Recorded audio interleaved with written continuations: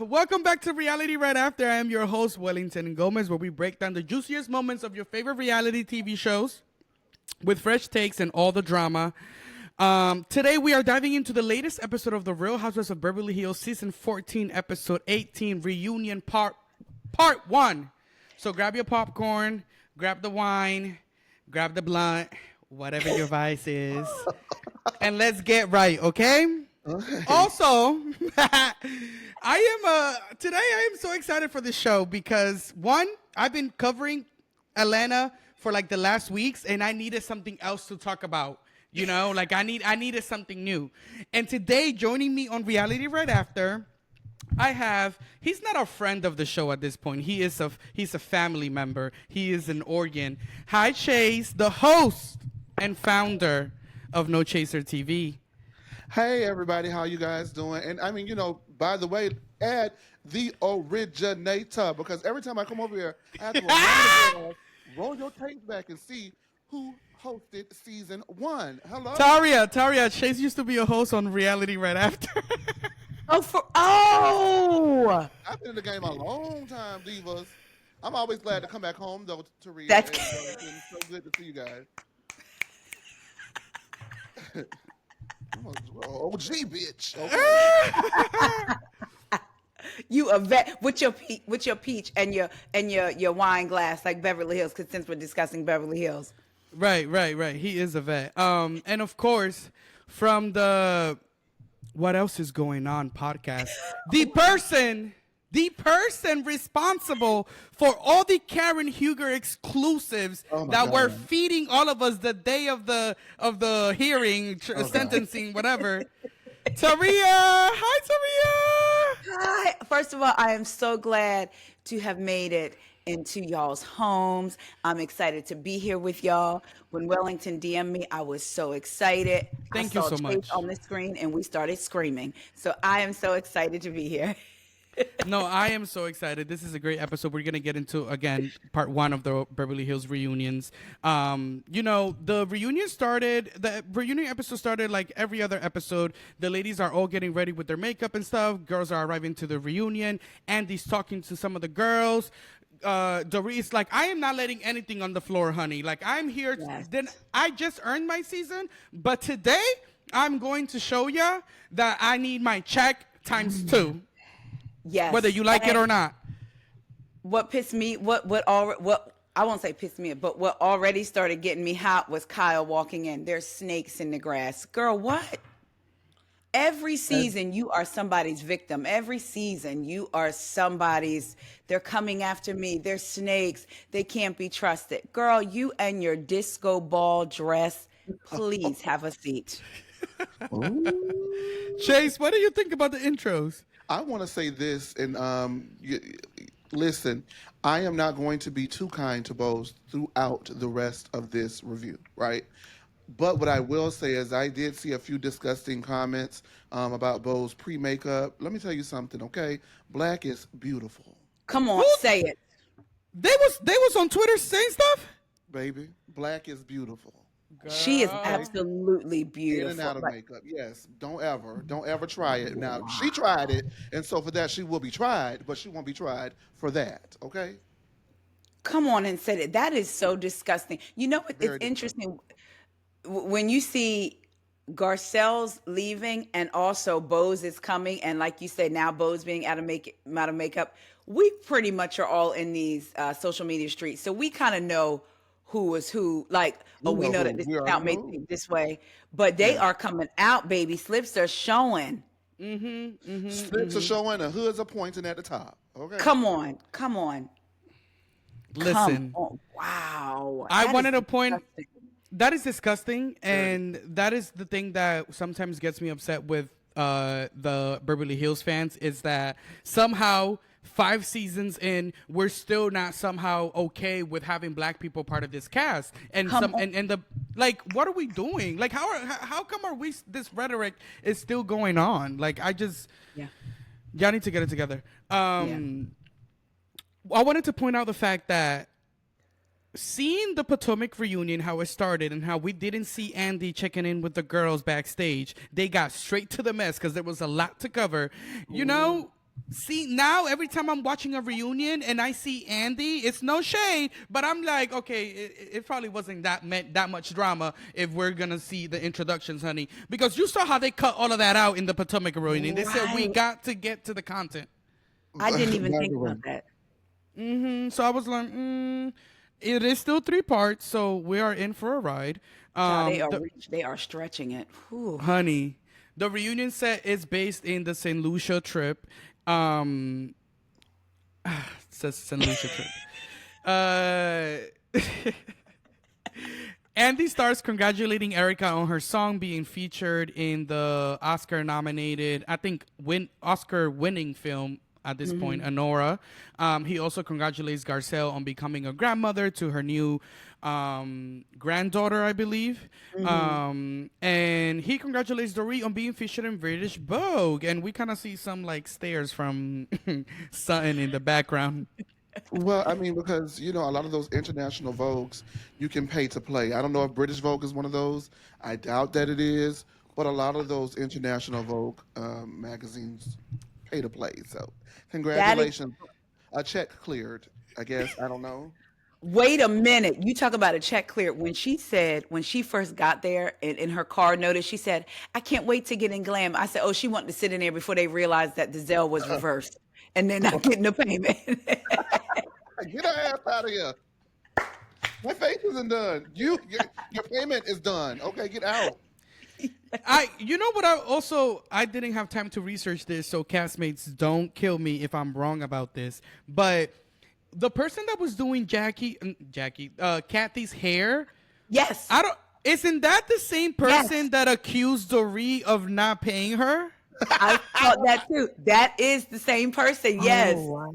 Yes. Isn't that Thank crazy? you. I was Yes. like, wait, that hairdresser looks familiar, and why would they give that hairdresser any camera time, let alone dialogue?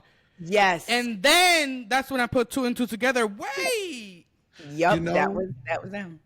I almost was this close to calling Kathy an ally, but then I remember how bad she cussed that DJ out in Aspen and called him, the slur. But I mean, then again, I'm not of course, I'm not advocating the slur, but if you don't play Michael Jackson at my party, what are you doing, DJ? By the way. You know what I mean? However, she is definitely like a silent force. Like the earlier seasons of Garcelle into this group. Season 10 was season 10, season 11 and 12. She was right there with her the whole time, holding her hand. Like, say something to her if you want to. I'm right here. Don't try it. At the reunion that year, she came in and ended Kathy and Erika on behalf of Garcelle and Sutton and Kim and everyone else who they had maligned. And Lisa. That Rinna, was. I'm sorry. Wait. That was legendary Housewives. I remember being on my toes, and Yes. Kathy Hilton With a purse and peppermints and went to work. clocked in a way that I was like, wow, I did That's not what I mean, expect that her. silent, but presence, but I'm here. So Dorit's in the news saying that she's paid all these people. They're saying they're not. So how about this? I'll go ahead and hire them since you think you got it going on and you really don't. Right. That. Oh yes. And they're gonna be I right should have called here. that DJ that, but he should have played that Michael Jackson. Now he ain't have to mess with that. Come on. Wait, I'm trying to find. Yeah, it's funny. You said he should have played that Michael Jackson. Come on. No, but a lot of people think that Kathy is, plays a certain part, a certain. I do. But she's very intentional. Taria? Yes. Yeah, I that's what I feel like she knows what she's doing. That's the role that she is playing. I think she's actually very shrewd. I think she knows what she's doing very Purposely much so. ruining Sutton's fashion show and then asked about it and was like, and what are they going to do about it? Absolutely nothing. Because they all Absolutely want to nothing. be in her inner circle. Because it's wild to me that Sutton has as much money as she has and still craves acceptance from these people. Still. Oh boy, we're gonna get into Not only that, but also you kind of have Kathy on your side, and you're still craving Kyle for some reason. I'd be like, Right. "Oh, Right. You know, like And I don't get me even wrong. There's been some opportunists on this show that we've seen them climb up the ladder of the richer sisterhood, and I feel like they always try to get to Kathy. But for some reason, Sutton is focus on Kyle. Anyways, the Well, first you thing know that we'll why talk. I think, oh, Go I'm ahead. sorry. You know why I think Sutton wants to be on the show? You know, they say, when they say, why do these famous people who have money, or why do these people who have money want to be on these shows? Because they want fame. And you know, Crystal and Cynthia's Humble Brag podcast, it's been said that, I believe Crystal said, it's made known to you whose show it is Mm. when you come onto the scene. They let you know that it is Kyle's show. And we heard Mm. what Dorit said last night. You have a relationship with executives, so you would know that I was Right. actually asked back. I said, she didn't confirm what we all suspected. Right. Yeah. Well, the reunion opened up with Andy talking about the Dorit and PK situation. PK has declined to attend the reunion, but he did send a statement, and I wanted to take the time to read this statement for the castmates. PK says, I was invited to be a part of the reunion, but declined because I don't believe engaging with Dorit in this forum will be constructive. Dorit has made several mischaracterizations about me, but the one I must address is the claim that I am a bad father. The statement is both heartbreaking and false. It is deeply hurtful to me and, more importantly, to our children, who, despite Dorit's assertion, will inevitably see and hear all of this at a time not of our choosing. I mean, that's real. Those closest to us know the truth. Many have wanted to speak out, but I have asked them not to because the truth should never need a champion. So he had the dogs ready for Dorit, he's saying. I refuse to stoke a fire I did not ignite. The Dorit I married would never have allowed this, much less caused it. He ate with that line. The woman embodied kindness, integrity, and grace. I can only hope this version of Dorit finds her way back to the person she once was. Honey, I'm sorry. You got to give it to PK for writing a read, honey. He ate her up, and I will rejoice and be glad in it. Won't he do it?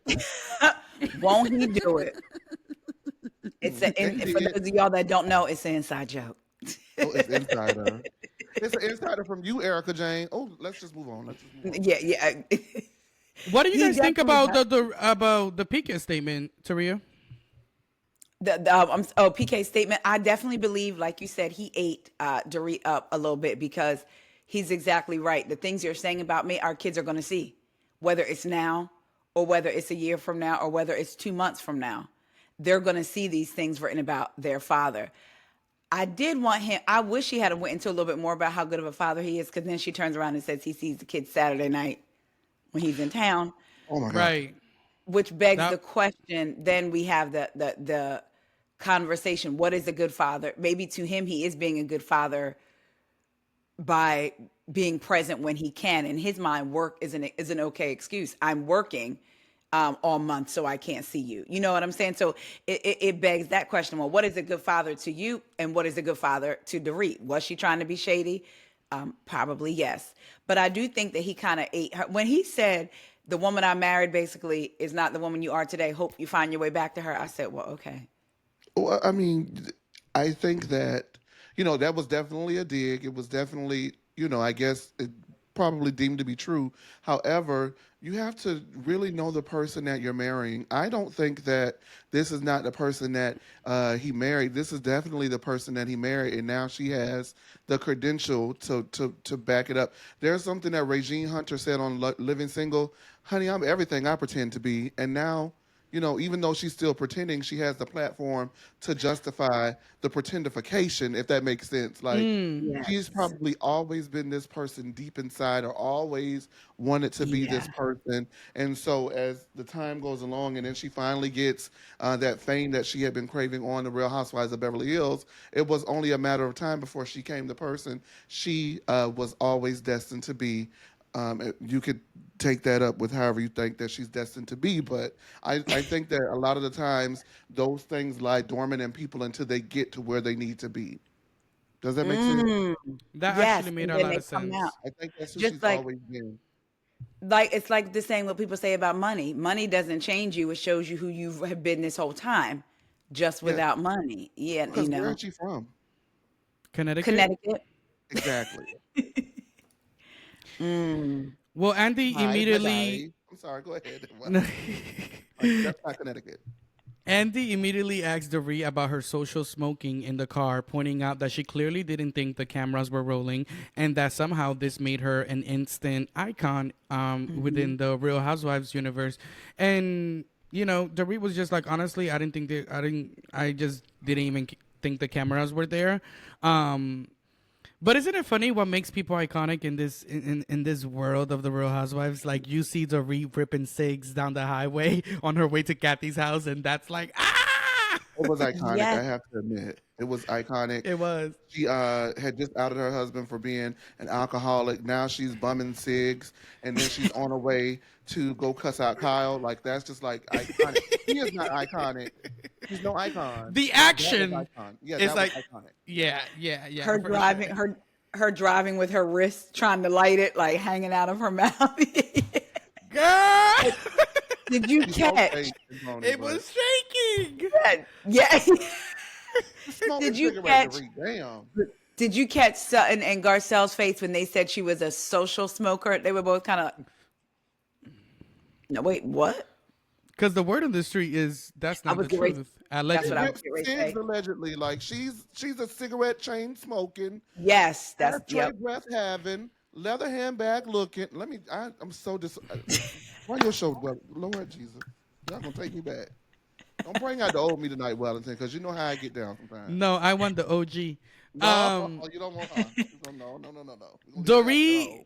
Dorit gets real about her separation from PK, saying she doesn't regret not telling the kids sooner about the divorce.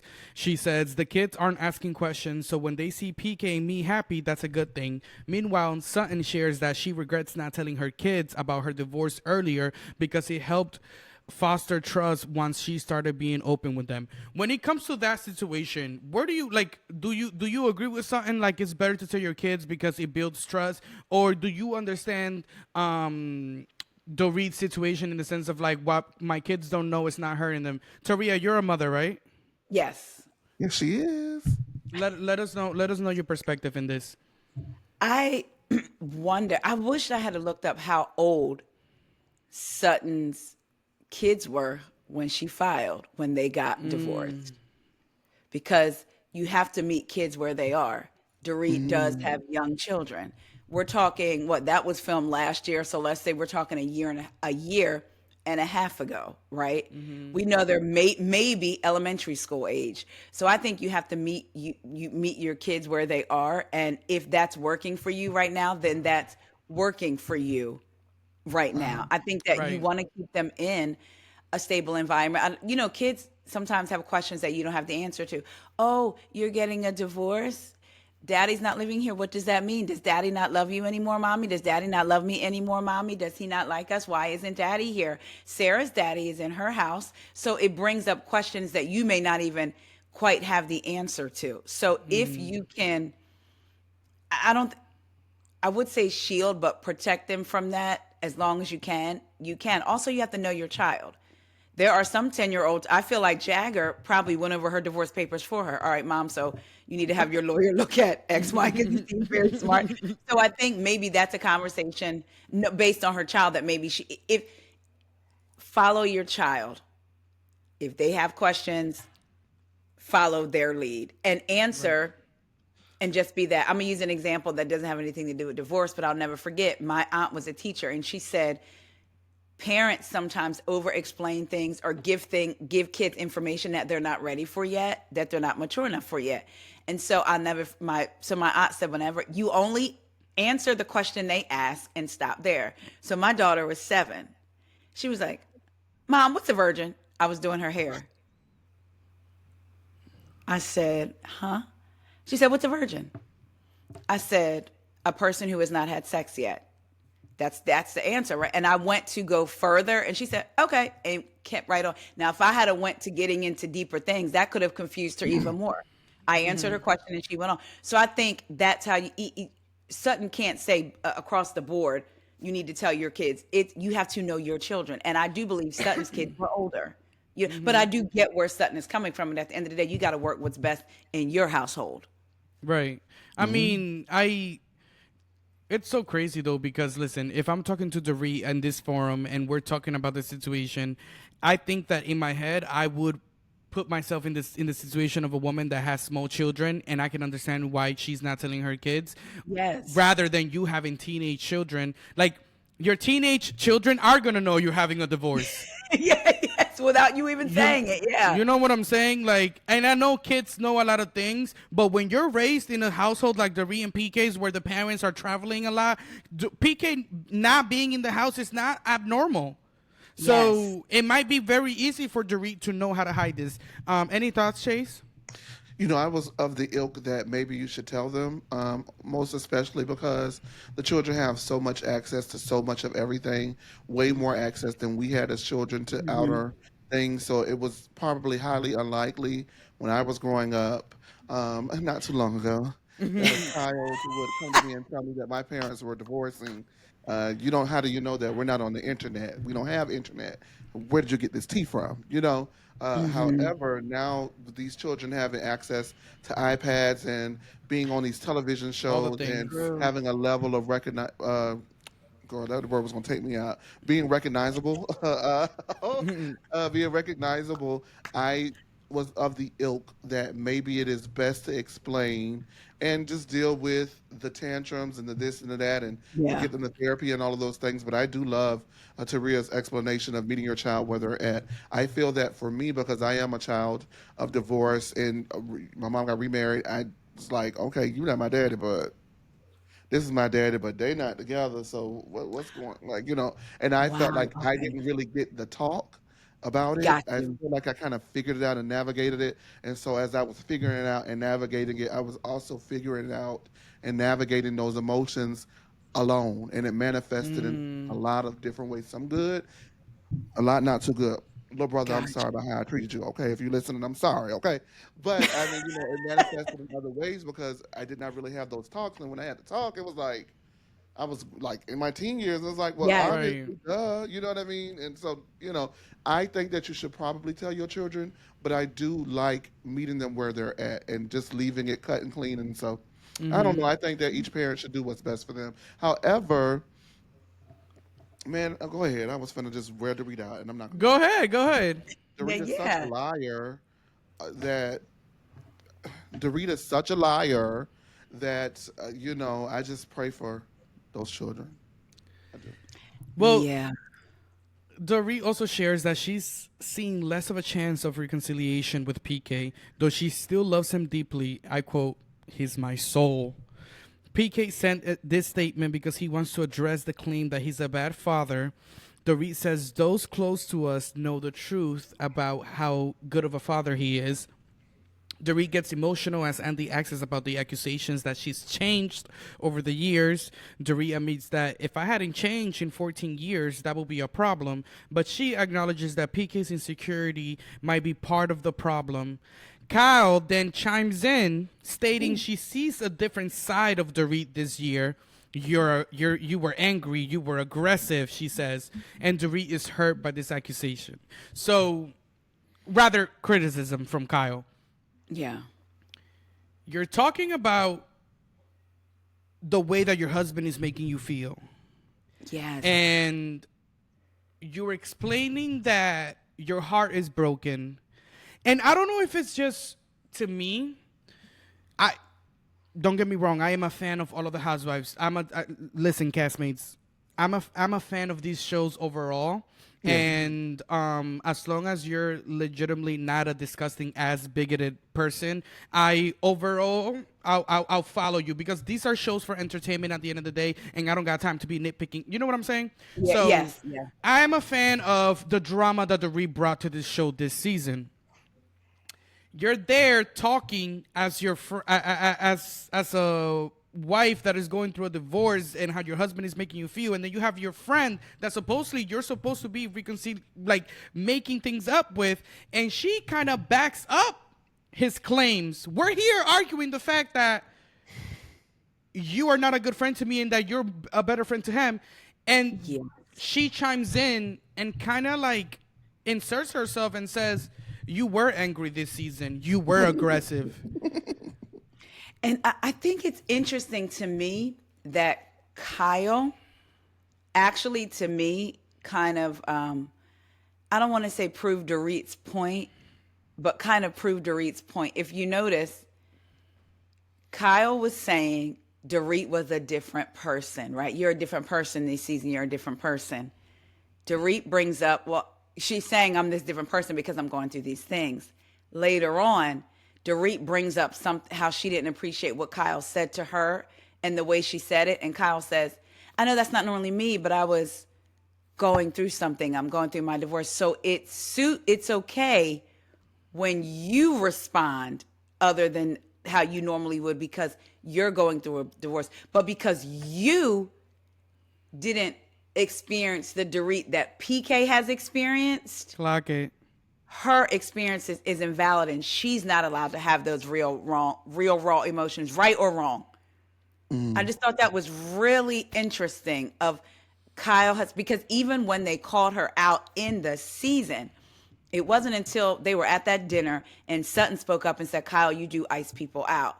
When Dorit was saying it was, but then what did she come back with? Well, guys, I was going through something. I'm going through this divorce. So it is okay for you to have these responses because you're going through something. But because I don't believe that you're actually feeling the way you say you are, you're not allowed to have feelings and different responses other than what I know of you. That's such a great observation and so typical traditional Kyle. We've seen her do that. Crystal said that because it didn't happen to you doesn't mean that it's not happening. And if you haven't experienced something directly, you go out of your way to invalidate other people's feelings, which is what You better she did. preach. Honey. And say that again. But not only Y'all better go down to the No Chaser, honey, because the recaps over there. But say it again. I'm feeling that. Say that again. That was good. But then here's another example. I call it quote unquote booty licking. So that means sucking up, doing the absolute most for attention, aka being a pick me, D all of the above. On No Chaser TV, we call it booty licking. Okay, and so there's a prime example at Garcelle's birthday party where Erika talked to their child as if he was an adult, which we can get into the adultification, and we're going to get into that in just a little bit. However, of black children in just a little bit. However, at that same party, when Diana and Sutton were having an argument, Kyle was there, and Sutton says, I too had a miscarriage. And the first thing Kyle says is now, woo, woo, woo, I'm so sorry to hear that. I don't know that to be true. I don't know that to be true. It's not for you to know to be true, but just because you don't know it to be true doesn't give you the right to invalidate my experience. And she does that all the time. Baby, that was a good. You pulled that example. Ooh, honey. And listen, all we're doing is analyzing these shows. It's right in front of you. Yeah, it's right in front of you. It's right there. It's a paper trail. It's a footage trail. Roll the tape back. I think that's some of the things that these fans sometimes miss is the fact that when you're watching these shows, you do have to remember some of the histories that these characters have had in the trajectory of these shows. There's a reason why some of these characters have been here longer than others. And while there is a new season every season and there's some new players coming in, there's patterns that we need to address and there's patterns that we need to discuss. Come on. Well, it's not like this season, Wellington, that the Beverly Hills viewership wanted us to forget everything, and now all of a sudden, people who have traditionally been maligned and the underdogs are now the bad guys. It's just right. It's crazy. It is crazy. I know. Crazy. I know the castmates are not like that. I know the castmates are reasonable people that know where to stand. I believe that. I don't want to run down the castmates because I am one of them, but Diva. The castmates be in the no, the castmates be in the comments sometimes. I'm like, Lord Jesus. Yes, ooh. You know how many times the castmates have ripped me to shreds? Honey. They let me have it. It's cool. And you still go down there. I'm still up here talking, but it comes with the territory, so it doesn't take me out. You know what I mean? Yeah. If I am giving my critique of the people, I can't expect the people not to give their critique of me. Correct. I'm giving the critique of the people. So it is what it is. It's circular, and it's just a part of the game. Yeah. I just think that they forget that if you say Garcelle's having a great season and they say Garcelle's having a bad season, there's no right or wrong in that, people. That is an opinion. But when we're Yes. talking about things that we have factually seen on the show that create a pattern, that's something different. So I don't need you to, don't tell me my opinion is wrong about Garcelle having a good or bad season. Let's debate some things that we've actually seen. You know what I'm saying? right. Like, Right. And also, if we are going to have a discussion, which is something that we do a lot here on Reality Right After, if we're going to have a discussion about an opinion, you need to bring some contributing Come on. evidence yes. and create an argument, because you're not going to say, okay, this is just how I feel, but also bring the works cited, because this is APA style.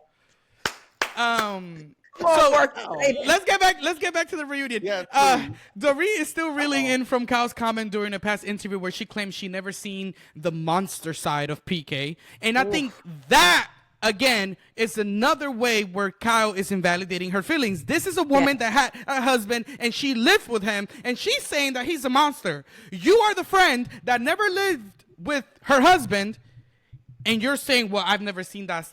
To me, that was crazy. Yeah, because you wouldn't see it. They're not going to show you that side. There's a lot of sides that my friends haven't seen of me that my husband has seen, and vice versa. So, like... And then Kyle tried to get in there and said, like, listen, like, you were the one that brought up on camera that PK is an alcoholic. Can we go there for a minute? Because she at first tried to make it seem... It started because Dorit was upset, like, Kyle, you're not believing what I'm saying. So it started like, well, Kyle didn't believe it. But you knew it to be true because you were able to say, but he didn't bring it up on camera. It doesn't matter. We're debating whether or not it's true now. You know it to be true because you just said, but he didn't bring it up on camera. Is just to make me look messy. Yes, yes. I got a hot take. Go ahead, Chase. Dorit was messy. Yeah, I mean, That's her husband. Some Here's will how I say feel that. about it. Some will say that. Go ahead. Here's how I feel about it, right? Okay. Dorit was married to PK. Obviously, let's just call a spade at this point. Kyle likes PK more than she likes Dorit.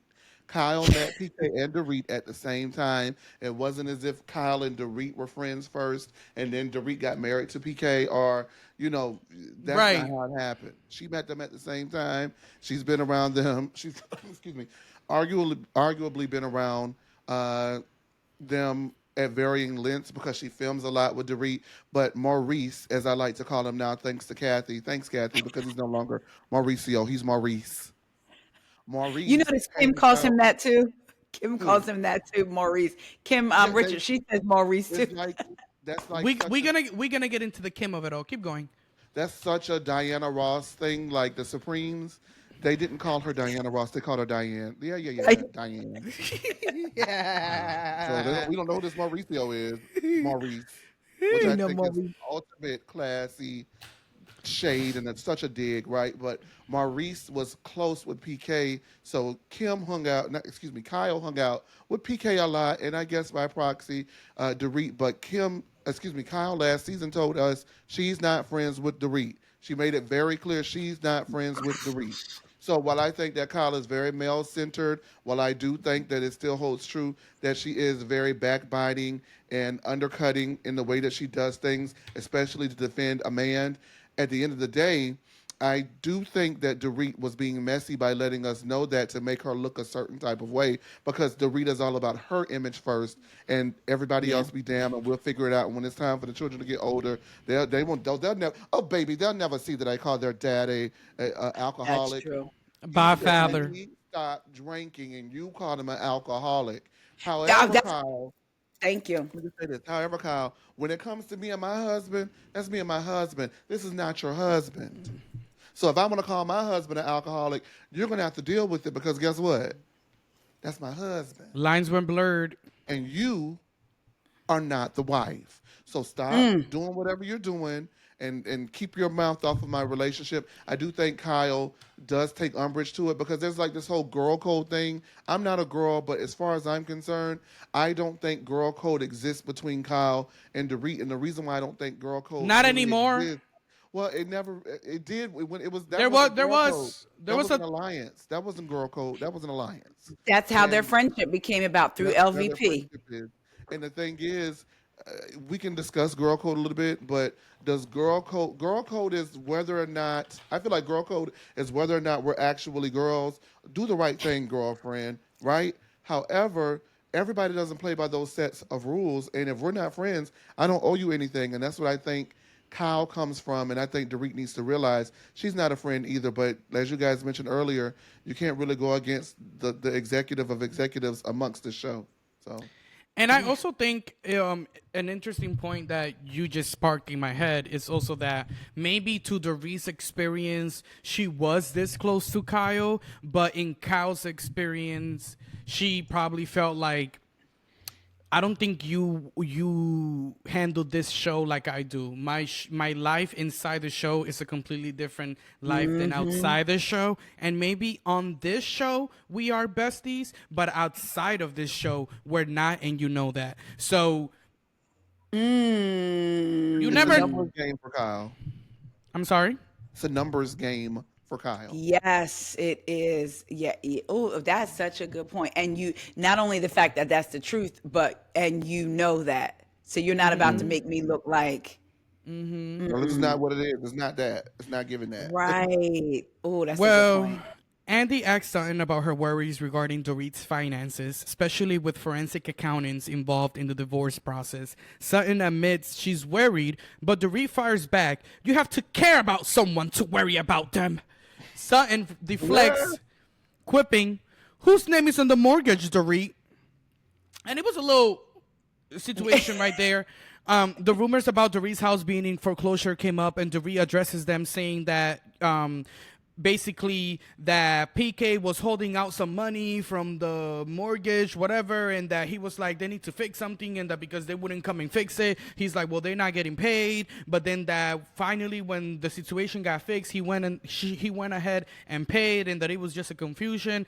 To be completely honest, no shade to Dorit, I did not believe that story, but No. this is what she's alleging. He was trying to renegotiate the mortgage rate, but he couldn't get anyone to respond, so he stopped paying. But you still gotta pay. Like that's not like there's a hole. I'm renting from a Girl, landlord, and there's a hole. I go downstairs to my apartment office right now and I say, honey, we're gonna renegotiate how much I pay for rent, and while we are in that process, I am not gonna be paying my current rent for my next lease. And there's a protocol for that. If you do not want to give the money over directly, you still pay the money, but you would pay it to like a courthouse or somewhere Or else And they will escrow. hold it. Right and they in will hold escrow. it.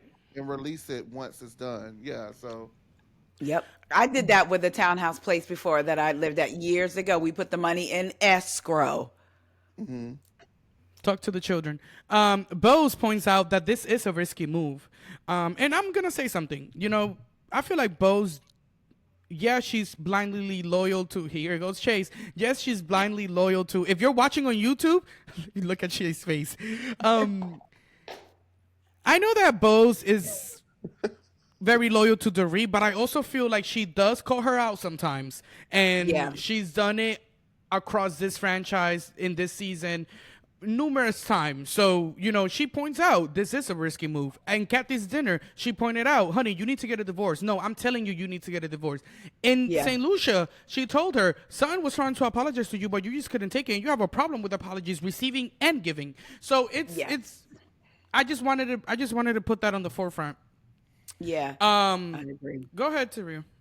No, I was just going to say, I agree. I'm glad that she takes the opportunity where she should and be like, now you just going to let your girl go out like that? Like, you know, that ain't how that works. Right. You don't right. get to stop paying. So I am glad that she said something to her. Yeah, that's a risky move. Y'all can end up on the street. By the way, word on the street is they leasing it. Okay. With other people's names on it, but okay. oh well I just Just like her last house that she was in had 12 people's names on it. And I'm not joking. It was 12. oh my god, is it in the LLC? Oh my god, An investment Um, little group. the thing. Oh my gosh, Lead wow. man's name was Sam, but go ahead. Oh god, okay. The investigative Exactly. diva. And that was going to prove my point because, dear diva, Dorit, the facts are the facts, right?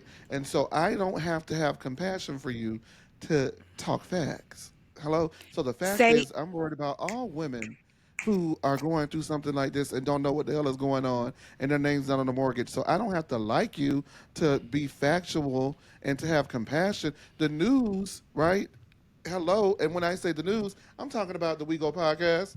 Uh, the news, right, is a The news, okay? is Direct, a reputable direct. source, but it spares none. You know what I mean? And it speaks facts, and it's nothing personal. These are the facts. So I don't have to have a personal attachment to you to be worried about all women. and I don't. Let me tell you something. That Southern Belle, that's always full of Southern comfort, despite what she tried to say, because that's what I call her, the Southern Belle, full of Southern comfort. Sutton. I don't Oh, see it for her, but I agree with her.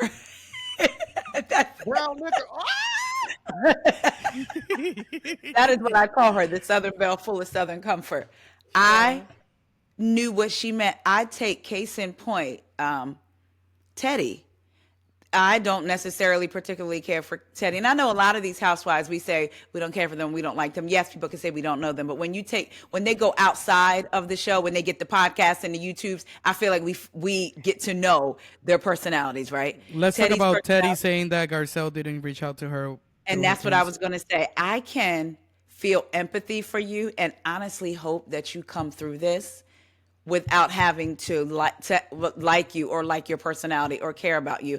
I can feel for your family, feel for you. Again, I even said a prayer for you and your family while also saying, why are you focusing on Garcelle not reaching out to you when she ain't liked you since the beginning? You ain't liked her since the beginning. You didn't talk Cash Money-ish on your podcast about her. Why would she reach out? And no shade, and no shade. Listen, everybody deals with their situation however it is that they want to deal with their situation. Yes. I put out prayers for Teddy, Yes. for her Same. to come around this situation, because it is a very horrible situation that she's in, and I pray for her children, I pray for her family. But honey, hold my hands when I tell you this. The last thing you want to be doing is spreading negativity. Come on. Come on. Teddy Mellencamp, when you look her up in the dictionary, the definition of word about the wrong thing. Worried about the wrong thing. And Wellington, when you hold her hand, we're going to put a napkin in between when you say it, okay? Because you don't need. So Woo. Back to the people actually on the show. Bose clearly did her homework before the season and the reunion. She says that she watched the show before. There was no way that she was not going to watch the show before joining. She addresses her complicated relationships with the women, especially Garcelle and Dorit. Bose shares that she didn't realize just how intense the relationships were into the show aired. The feelings are realer than I thought, she admits. Andy asks Bose about her relationship with Keely, and both acknowledges the ups and downs, but they've said I love you already to each other, so that's a good move. Sutton makes a point in comment about Keely not having been married or having kids and questioning Boy's commitment, and kind of like, should you be worried about that? And that's when Andy said, well, I've never been married. And Sutton was like, well, look at you. And I don't I don't know what that means. right, like I wanted her to say more. Like, are I you would've said, like? look at you. Cause I'm like, no shade, that was not cute. Like, I know the girls are trying to recreate Garcelle's "Watch What Happens" live moment when they were like, "How's your relationship going?" and she said, "Dry like yours." It was a funny moment. Everybody laughed, but this Yes. from Sutton was not funny, and it was borderline like awkward for me. Cause I'm like, I like, would have said, look at you over there, linguini legs. With your cat sweaters, like, come on, don't do I that. know you And got that crab legs. it's not like she even backed it up, joking like, we hear the rumors, Andy, or anything. It's just like, look at you Right. as if you and him are friends, y'all. So like, that didn't land because you and him aren't friends. it was weird. And also, like, let's just talk about Sutton's demeanor in this reunion. I feel like I'm sorry, I do not know who this person is. This player walked into the field and she's wearing Sutton's number, but I do not recognize the gameplay. Shays, Yes. I knew it was coming. Yes. What do you think about Sutton so far in this I knew it reunion? was coming. Everybody knows throughout the years, throughout my trajectory, there is a digital footprint on social media, footprint through Clubhouse, digital footprint here on Reality Right After, digital footprint on The Lean, digital footprint on No Chaser TV. Everything that I've done, I have always been a, a slutton, a number one team Sutton. You know, even when she was wrong, I justified her wrongs. I would even call her out on her wrong if she was terribly wrong, and I would go ahead and still ride beside her because I was a slutton first. I was also, the one who coined her the name Big Sut, quote unquote. And Big Sut is the one who comes in and kicks ass and takes names 8675309. The Hmm. list goes on and name them. The list goes on and on. The list goes on and on, right?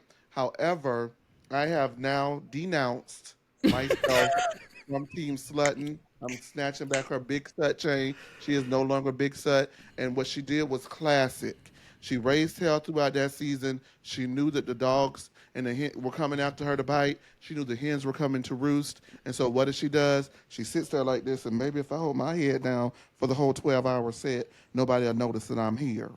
And to me, Bullshit the maker. fragility that she operates in Yeah, came right bullshit the out. baker. Taria, bullshit the baker. And you want to know why it is that? Because what she did was as we'll see, she has absolutely nothing to say through a majority of Garcelle's, dog pile. However, what she did go ahead and do, as I mentioned earlier, the term that we call it over on No Chaser TV, booty liquor. She was definitely advocating for Kyle, sticking up for Kyle, sticking and inserting her And did. opinion in for Kyle against the REIT and doing things like that when she didn't afford her real best friend, well, a quote unquote best friend on the show, the opportunity, or the one that has shown herself best friend worthy. She treated Garcelle like she treated Garcelle like Reba treats her. Oh, It, th- it, yeah, she treated Garcelle like Reba treats her. It Clock was that hard to dirt. watch. It was hard to watch. I am incredibly disappointed in her, and I think that what does her the biggest disservice is there are a lot of reunions where she sits majorly quiet so that people yeah. can focus on others when she needs to go ahead and pop her shit. And I hope that she does not escape the next two part of these reunions without coming toe to toe because a lot of the situations Sutton just needs to realize and walk in her power. A lot of that stuff she's not really wrong about. But she was wrong about how she can't handle this reunion for sure. She's clicked down. I am so disappointed. If it was, I think she wanted to speak up for Kyle more, but she knew that she wasn't going to speak up for Garcelle more, so she sat there winning the Beyonce mute challenge. But to me, I'm sorry, Taria. No, I think she wanted to. Not that she should have. I think she wanted to be up Kyle's behind. And Absolutely. what was my again? I don't recognize his gameplay. Yeah. Sutton is a veteran at this point in this Housewives field play, and Sutton knows, like, you coined her Big Sut. She knows how to go in, give you a scene, get to the point, give you what you need, and leave. To me, what the audience is saying about the way that you are not supporting Garcelle. So, what happened between filming rapping and this reunion that you are not saying one word? I think if a couple of things. I think that first of all, Dorit already exposed the slip. Kyle is cool with the executives, and Mm-hmm. in my opinion, Sutton is highly insecure. So no matter what she gives us, she'll never walk in her own power and Let's get recognize that what she's given us is enough. Therefore, she does not need to be Kyle's biggest booty licker. When Kyle is going to later in your recap, as you're going to go ahead and get to, let her know that she does not care what Sutton does for her. She's not going to do it for Sutton. Like she does not care about Sutton. She's shown us over the years, and then she tells her at the reunion, and Sutton still gave that performance. Number one. Number two, um, I think that it may have been known a longer than just the reunion. I think people felt and knew Garcelle probably was out of here. So I think what she did was what it feels like she's done is, okay, you're out of here. You don't need me, and I need an ally because they're going to tear my ass up. So I'm going to cling to the closest thing I've got, and that's Kyle. And Kyle's consistently like, girl, get off of me. Ew. Like, ugh. You know what's so interesting that you say that? It did give that. Like, now that I'm thinking about it, like backstage and all of that stuff, it did gives. I know that you're leaving. Keep going. You remember on 106 in Park when Michelle fell, and I love Destiny's Child. This is not like a poke at Michelle thing, but if you go look at it, she was trying to hold on to Kelly Rowland, and Kelly was like, When she fell, yeah. yeah. And it's kind of like that with Sutton, trying to grasp onto anything near to her. And also, go ahead, Taria. I was just gonna say, just like I love how Chase said there's a digital footprint of his love for Sutton, and there's a digital footprint of me actively keeping my heel on Sutton's neck. Oh no, I gotta go. Since Crystal started, because something jumped out to me, and I've said this a million times. When they went on that girls trip and Kyle and Crystal were talking, and Kyle brought up a race conversation to Crystal, Sutton came in, had nothing to do with it. And because she was uncomfortable, she shut the conversation down. And then when she can't get what she wants by acting as if she's that girl, she resorts to them white women tears, crying, and face rollers. And I can't even give it to her because she never stands in her mess. She never stands in it. It's always, now I'm crying. She knows that Garcelle's going to be there. And you got to stand in it to become legendary. Come on. I said what I said. And I ain't changing it. When she was at Dorit's house and was crying, and Garcelle was sticking up for her, and they were all saying stuff, if you go back and watch that scene, she just sitting there looking. Flashback to Crystal's scene when they tried to bully Crystal into changing her word, and it was her against all of them, but she stood on it and said, I said what I said. Sutton couldn't handle it, got to throwing back stuff, got to throwing them drinks down her throat. And Garcelle says, Sutton, what do you need from Crystal? Now, what you mean, what do Sutton need from Crystal?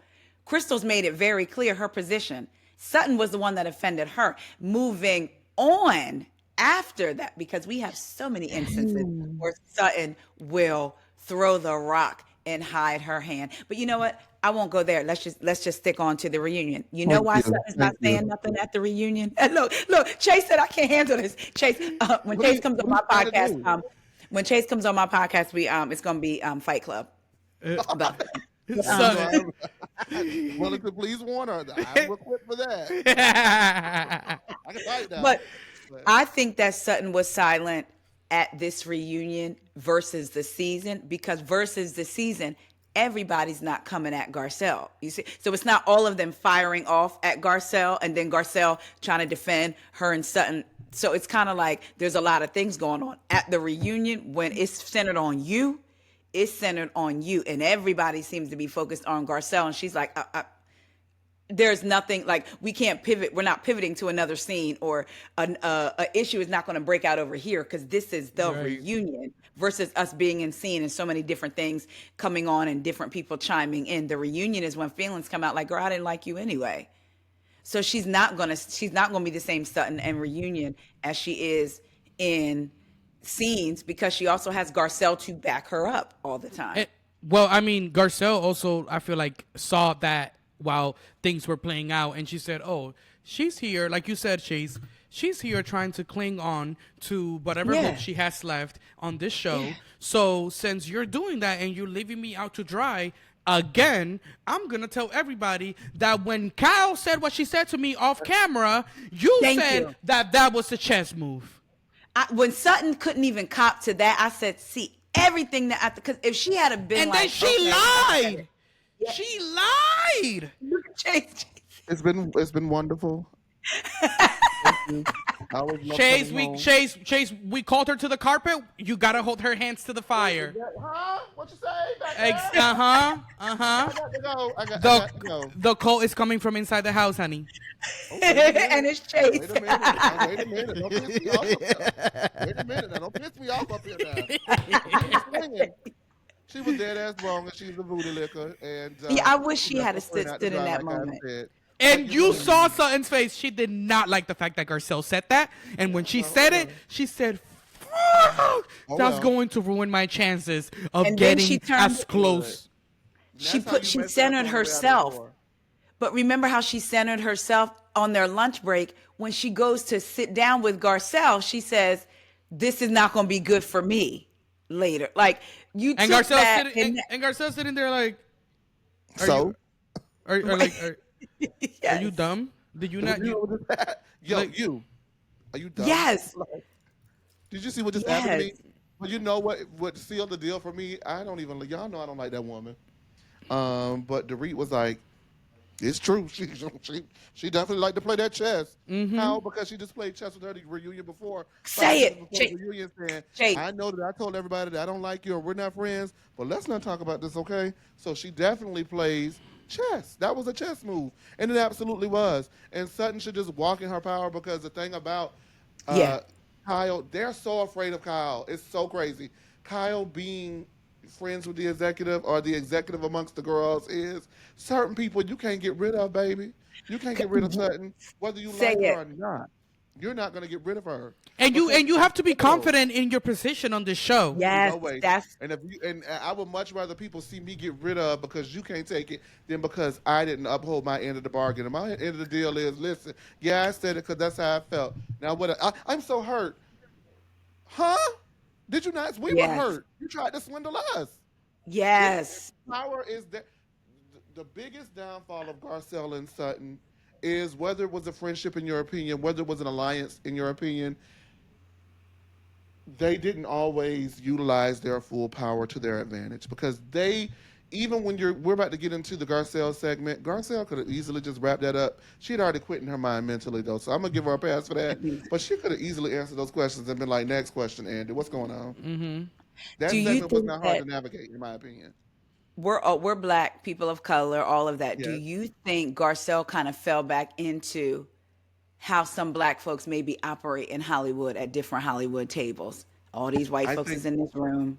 I'm not getting ready to mm, go off, knowing that but Bose ain't. I mean, all kinfolk ain't skinfolk. All skinfolk ain't kinfolk. I think that yes, she did it, but it wasn't. At one point, it felt like at the beginning when she would do it, it was just to just navigate around this group of women and get her yes, check and get on to the next thing. yeah. However, it felt like I have opportunities bigger than this. And you Mm, girls are not going to take me out of character to make me look a certain type of way and jeopardize my other opportunities that no longer hinge on me being a visible presence on this show.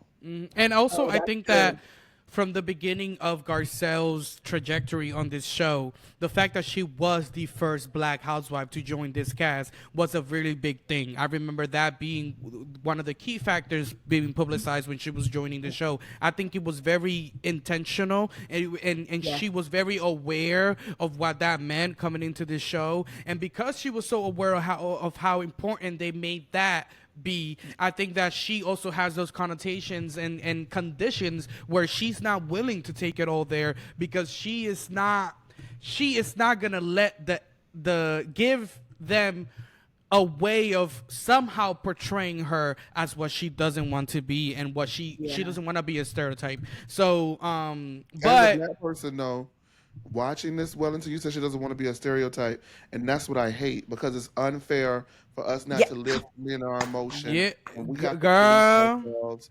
And I said this, I had a very emotional review of the whole Bowles breakdown and the statement in Garcelle last week on No Chaser TV. Very emotional because I said that the only people who get hurt, right?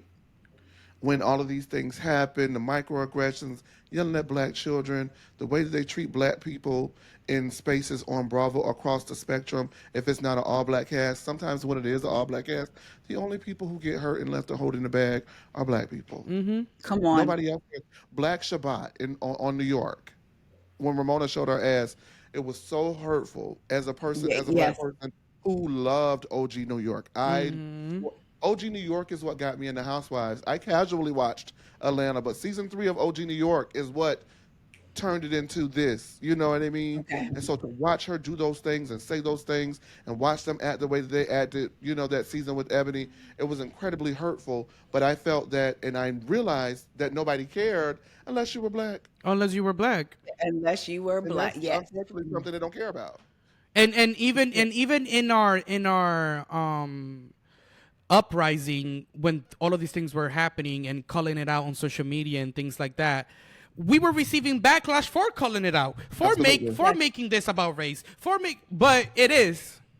It is. Garcelle is And getting Bravo backlash led for the what she charge was about doing race. it. I'm sorry, Yeah. Tamia, go ahead. No, I'm sorry, I Sorry. cut you off. Bravo led the chart when they said you made it about race. No, Bravo did by weighing heavily on this is the first black woman, this is the first Asian woman, this is the first black woman. Bravo led with that, so you can't they don't get to have it both ways. You don't get to lead with that, and then white viewers and Bravo heads feel good because there's a black person on the show without everything that comes with that. But We're not show ponies. to also, like, even now that I'm like thinking about your question, I also feel like there is this feeling from Garcelle, like I can relate to her, like, as a black person, you're on the outs of this group, right? Yeah.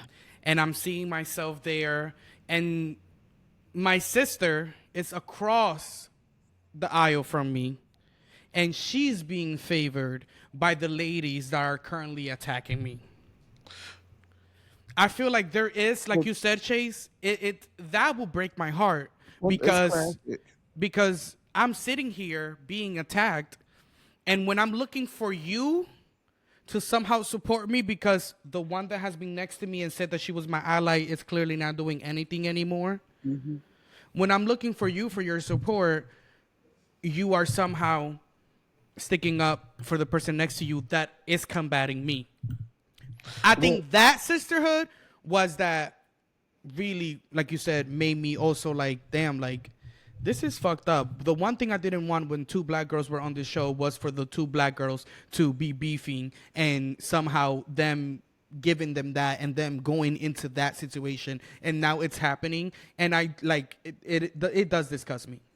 Well, I just want to say that for me, I don't mind them arguing and have a difference of opinion. I want it to be organic and genuine. I Yeah. want it to be, and when they agree, it doesn't have to be for me.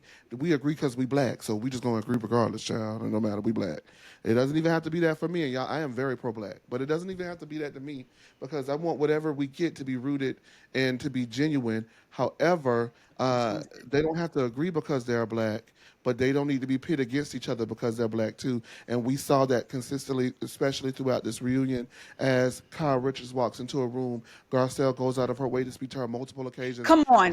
Does not speak to her, and the first person she speaks You to clocked is it. the black girl. When Dorit says, I don't know if we've gotten there yet. I hate jumping, but Go when ahead, go Dorit ahead, go ahead, go ahead. We're talking about it all. says, and that's why I chose Garth, and that's why I chose Bose because she keeps it real. And then Bose has this big shit-eating grin on her face. It's like, you are being played, okay? She tried to do that thing with Anne Marie, but Anna Marie was already a chop. This 8.5 sleep study, who like I like to call her the anesthetist.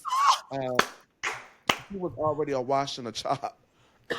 Excuse me. So that was never going to work for the viewers anyway, but they tried it too.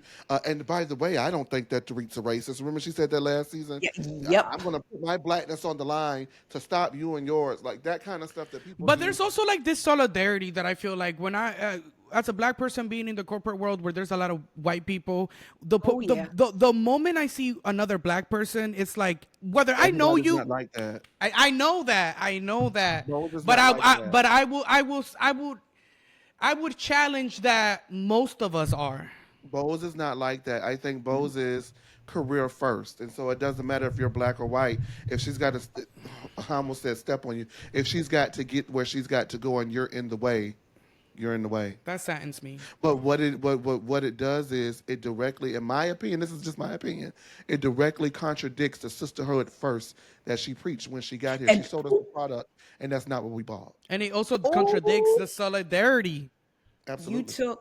Chase took what I was going to say because I wanted Oh, to I'm so sorry. address. Let me give it back to you. No, I'm glad that Sorry. you peeped what I saw when just really quick to touch on when Bose was on Watch What Happens Live with Erika. I did see other black people saying we need to stop expecting Bose to have Garcelle's back just because she's black. If you want to have that argument, fair, because I'm with Chase. I don't mind that they argue if the argument isn't centered around all skin folk ain't kinfolk. That should not be an argument between the two black people arguing based on them both being black and the outside world seeing that. So if they want to disagree, they disagree. But I saw people saying, Bose, y'all are upset. Bose didn't have to have her back. No, she did. You know why? Because we're holding her to the expectation she set. Bose leads with, I'm about uplifting black women. I'm about sisterhood. When I go into these white spaces in corporate, I make sure that black women are hired. Now you're in an all white space.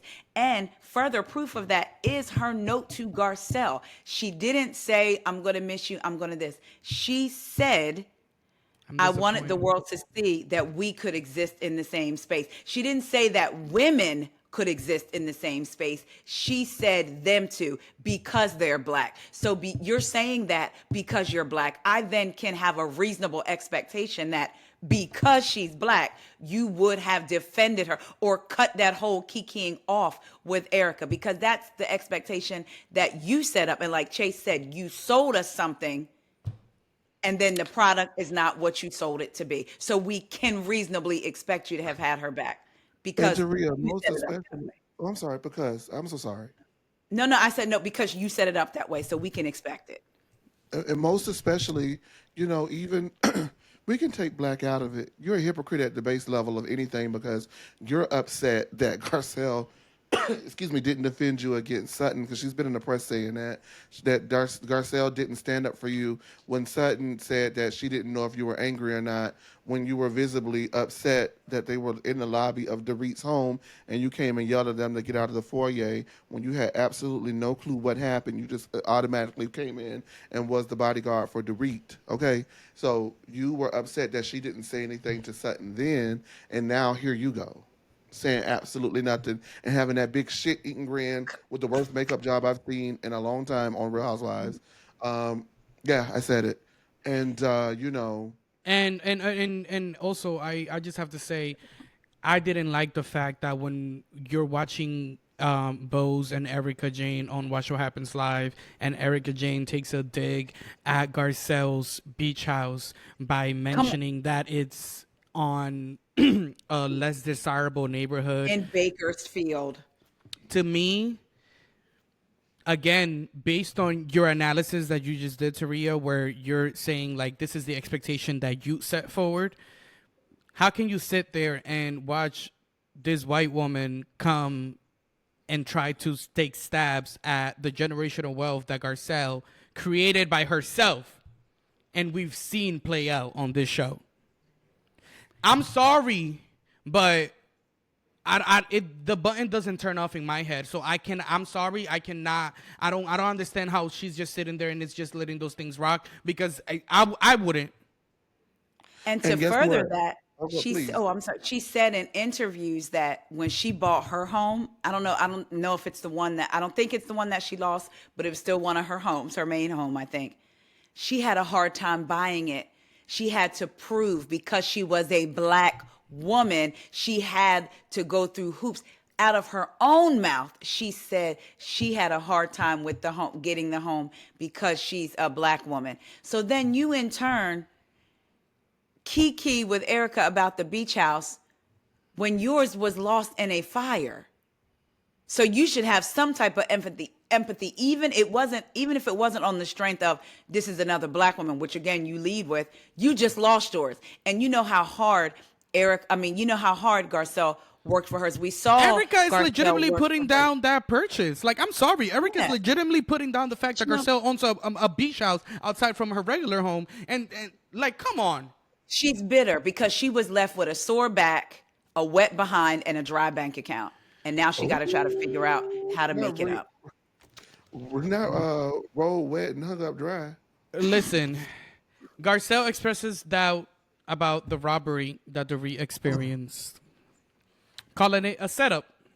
Dorit is livid, saying, that's based on nothing. There has not been no proof to say this and this and that. And Garcelle's like, it's what I believe. I mean, okay, then I'm wrong. Okay, then I'm wrong. With Bose jumping in to defend Dorit, Garcelle and Dorit go back and forth a little bit. They try to clear the air, but it's clear that there's a rift in between this friendship that's so, I don't even call it a friendship, in between this relationship of sorts that it's so deep that there's really not going to be any genuine recovery from. But everybody kind of like put their foot into Garcelle about this robbery comment. And I think it's very interesting because I want to point out the fact that some of the castmates on Twitter pointed out the fact that we all thought that. We all thought it, and so did some of the cast. I firmly believe that. Majority of the universe thought that. Remember when Sutton found out? She said, "My package didn't get here today, so we're all going through something."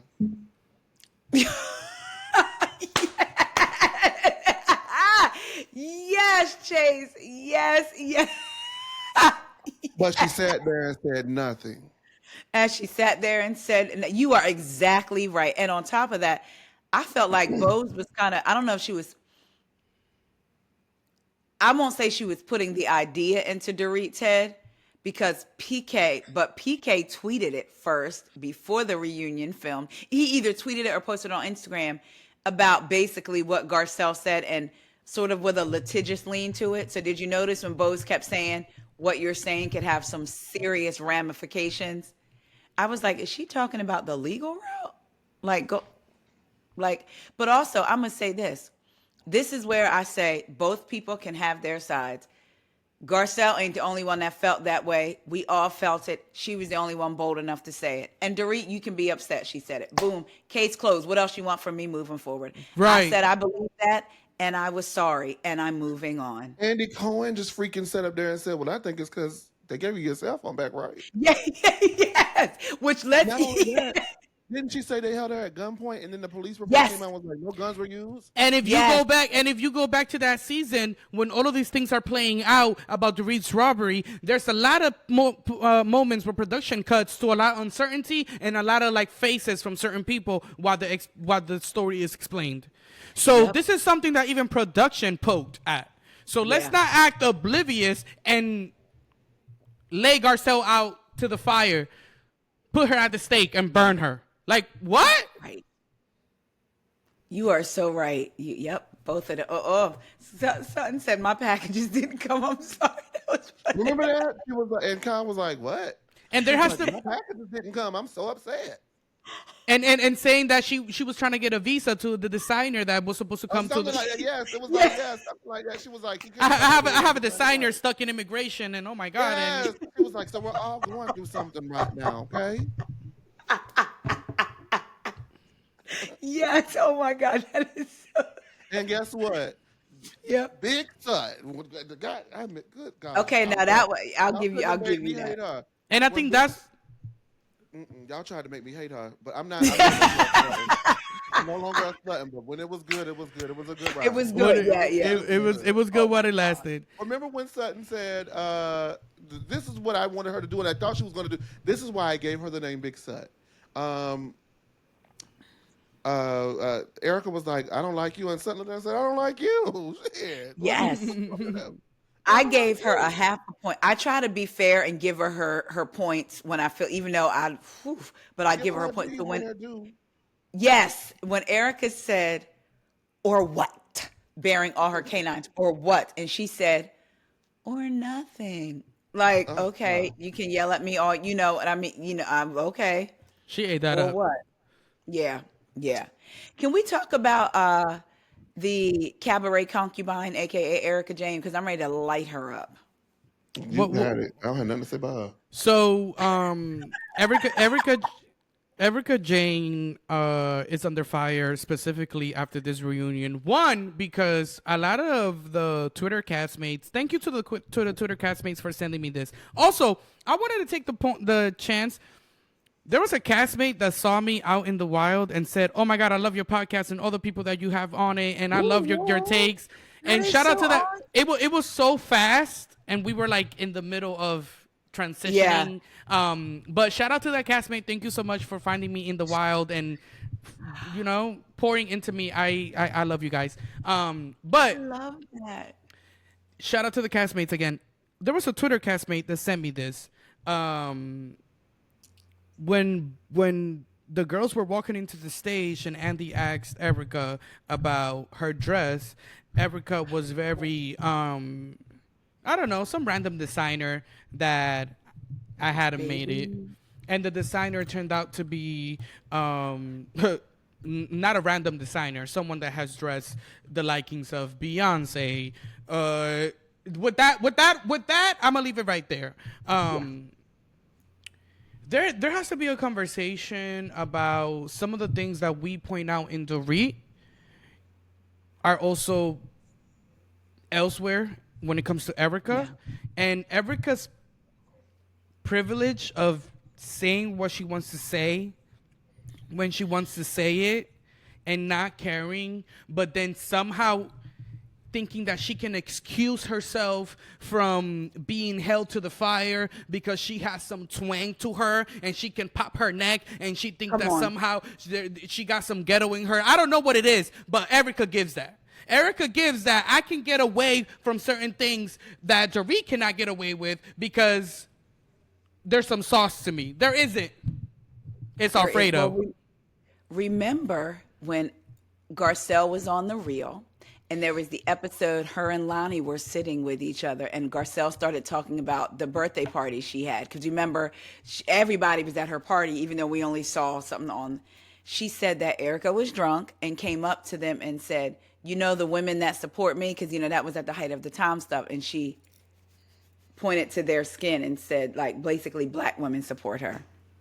Garcelle said this. There is this, like, She rides that wave that she's invited to the cookout while also doing things that are rooted in white privilege. And I need to just mention that because I cannot I cannot let that go excuse. Go ahead, Chase.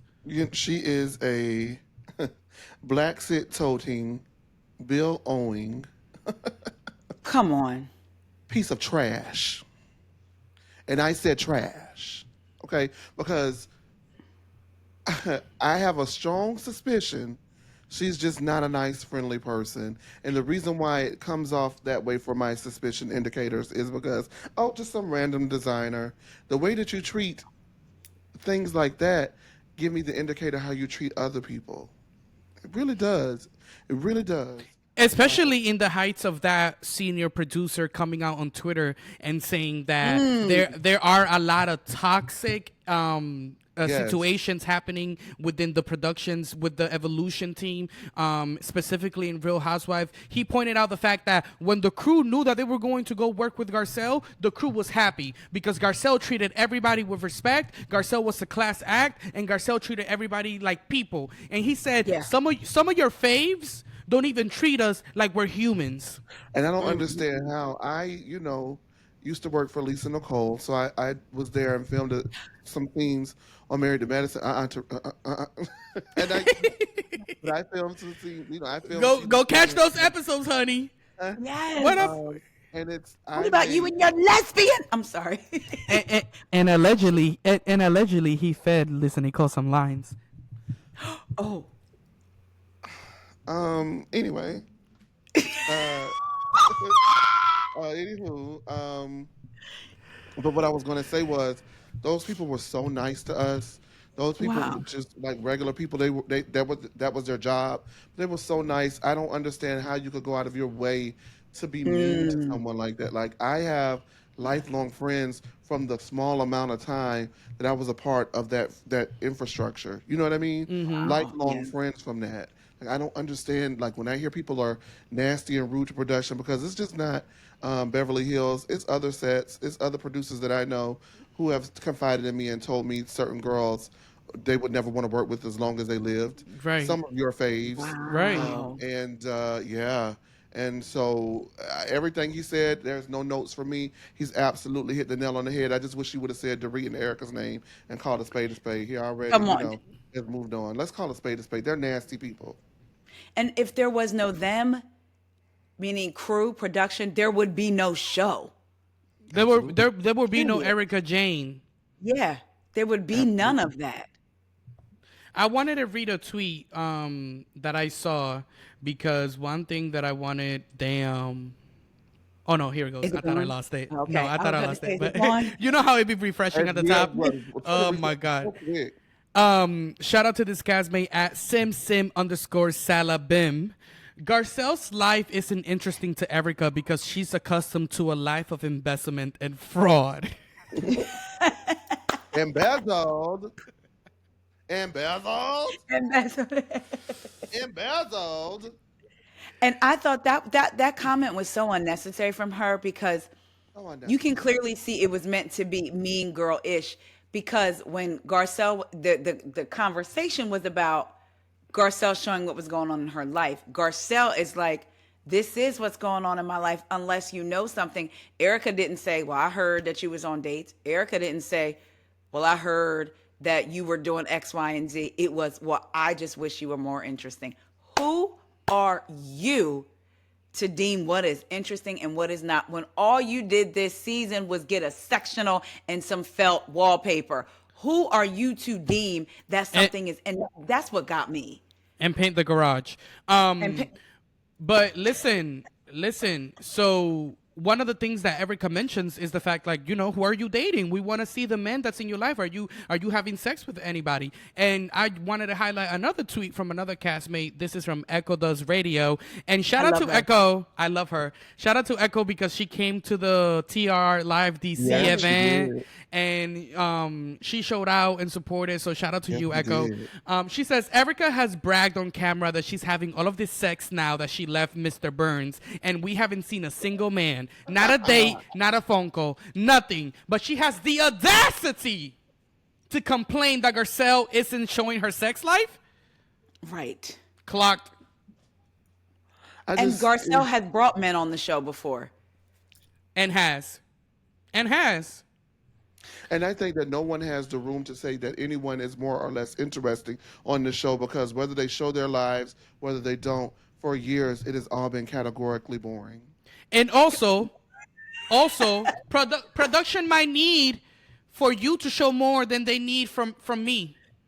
No shade. Yeah. Sometimes the name and the fandom and the star power. I don't need to show you my personal life because I'm the star of the show. No shade. Yeah, but here I have a take about something like that, because then, you know, the girls say, well, I'm having a season off. They got my life for 3 years. If you're going to take a season off, baby, do it off camera. Come on. But I agree with you. Excuse me. I don't want housewives that are broke. No, but listen to me. I don't want to listen to you. No, I'm talking. Go ahead. No, but I agree with you, but that applies to certain people, and some people don't need to be the center and still have a hold on the fandom. No, that's not what I'm saying, though. That doesn't mean that doesn't negate. That doesn't mean that you're having a season off. Erika has had a season off because she felt that she gave on her legal issue with Tom. So this season, I just took a season off, and, you know, just. But it's not worth it. There's no housewife right now with Housewives going the way that it's going that has the luxury or the affordability to take a season off. If you're not going to always be clocked in, then you don't need to be there. You take your season off camera. As a producer, well, as a fan, I was insulted. But if I was a producer or an executive and I heard a housewife say that, oh, baby, you're done. And you don't get to waste our time because we don't have time to waste. And money. Like, how dare you? You're right. She's saying it as if this is what I gave you. That's like us going to our job saying, I done worked for y'all all year. I deserve this week off while I'm on the clock making money. And I've done that. No, but not only that, it's like, oh, I just got this promotion, but because I just got this promotion and I gave you guys this amazing you know, performance, now next year I'm gonna do less hours and I'm gonna do less work, but I'm still gonna make the same amount of money because last year I did great. It doesn't make sense, honey. And at the end of the day, this is a show about your life, and you do not want to be the one calling out people for being boring, because when we start looking at lives, it might not be good for you, mama. Anyways, during the lunch break, Garcelle vents to her team, and she's pissed. She's like, first of all, I did not know that I was going to be in the hot seat. I thought the girls were going to... She handled it with grace, though, still, didn't she? She handled it with grace, but I will say, one of the things that it just always felt short when it came to Garcelle, the housewife of Beverly Hills, is that she is not quick. And she's not quick in scene. And it's a lot of looks and a lot of and a lot of she's quick. I don't know, Chase. I don't know, Chase, because I do feel like from her side she could have been a little more expressive in the... If you give a look, that means that you have clocked and registered. And you just said she gives a look and a side. She's clocked and she's registered. Quick means, I didn't realize that's what she was saying till later. She has purposely withheld it because the rules for her, unfortunately, are different. Right. And funny that you say that. Another tweet that I wanted to highlight, and you literally segued that so perfectly. This tweet from Carlos J. Harris, another friend of the show. That's my boo. Yes, I love Carlos. Shout out to Carlos. The reason why Garcelle didn't pump Bose any behind-the-scenes gossip before they filmed is because she knew Bose would use it against her once those cameras rolled. Garcelle ain't get this far in the industry because she's naive. And he's absolutely correct, because what did she do? She used the fact that she didn't give anything to her on camera. So I asked if she wouldn't give me anything, so she was going to be damned if she did or damned if she didn't. I'm so glad she didn't give her anything. They would have been Me pissed. too. And also, that tweet is spot on because Garcelle Bose did an interview a little bit before the reunion aired. I forget what outlet it was, and she blamed Garcelle for coming over to her home and telling her that Kyle admitted to texting. This is what her words. She blamed Garcelle for coming and telling her that Kyle admitted to texting PK because Garcelle knew that I was then going to have to go and tell Dorit. So Garcelle used me. This is her in an interview. You don't have to tell Dorit nothing. Right. But to throw that on Garcelle, yeah, absolutely. I thought that scene was like homegirl, like girl. Right. That's what. Right. Yeah, so it goes right back to Carlos's tweet. So that was so perfect. I mean, before you move from this little part, we'll stay right here just for a little bit, because I understand what you're saying. I just didn't fully agree with it, but I do understand the frustration, because I have been long frustrated. I've been wanting to snap out, give a read, do this, do that, but I have had to continuously recondition myself to saying it would serve her no purpose on this platform. They tear her up for doing nothing. They would tear her up even worse for doing more. Yeah. It served no purpose on this platform. And Erika wanted to get into it with her so bad and have a read off and have that moment. And guess what she got? The highest rating of the season and does a dust afterward. Catch that dirt. That's how you fuck the girl up. Excuse my language. You don't have to bleep that F word out. But yeah. This is for kids over 18, so we can leave it in. No, but even when she goes back to the trailer and she's like, listen, like, she's trying to come for my life. Like, I'm sorry that, I did not marry a gangster. I'm sorry that I am not a criminal. I am sorry that my life, has some purpose, that I got shit going on. I got bags. I got this and that I don't have to put on, that I don't have to lie, that I don't have to do this and that. Come on. That's how you know she's quick, because she thought it. She just opted not to say. Into she was in a safe space. Yep, you clocked that. You clocked that. If you would have said it on the stage, they would have tore her up. Yep. And type of girl who don't mind, I'm gonna say it on the stage. And we already assume that she's already made the decision that she's gonna walk away from this, so she knows. She quit at that moment. Yeah. Yeah. I feel like it was that after that too. She was like, "This is not even worth it," because I think if she had someone there to have her back, it would have went at least one or two people. It would have, maybe she was like, okay, I'll come back with the comeback to a season where, like, how insulting is that? Oh, child, let me stop for my titty come out. Wait a minute, like that scene from, I'm sorry, I just recently saw it. I know you're tired of watching RHOA, but the scene where they're all, I forget what season it was, they're all on the beach giving words of empowerment to each other, and Marlo is giving empowerment words. Cynthia walks up and lifts up her shirt, and she goes, "Don't interrupt me," and Nene goes, "Your titty was out." I don't need y'all Nene leaking me over here. Let me sit back. I don't even remember what I was saying because I'm just so disgusted by what I saw. It bees like that. I'm like, where did it go? The same place like as that. Erika's career. Nowhere. Girl. No, but listen, this reunion part 1 was packed with drama, personal revelations, and some unexpected moments, setting the stage for what seems to be maybe a cast shakeup. Needs to be. Yeah. 1000%, right? Won't be watching. Yeah. Yeah, we've reached that point. There's a pattern that I'm seeing in the Housewives shows in that season 14, season 15, when it starts to get in the later years of the double digits, that we need to start over. And I think it's because back in the day, they would chop you. Do you hear me? Mm-hmm. They would get rid of you, right?